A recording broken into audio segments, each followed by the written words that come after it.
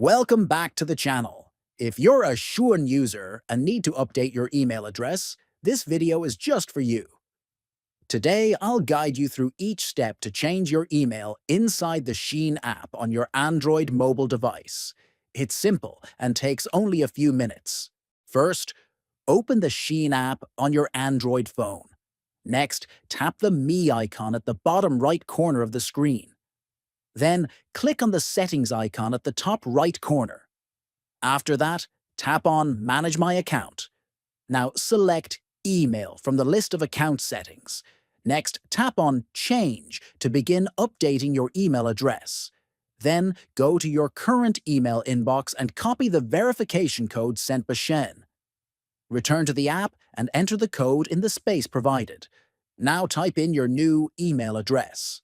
Then, tap on Send to get a new verification code sent to your updated email. Once received, enter the new code from your updated email. Finally, tap Submit to confirm and save your new email address.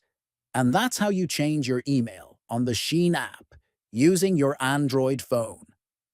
If this video helped you, make sure to like, comment, and subscribe for more simple tutorials.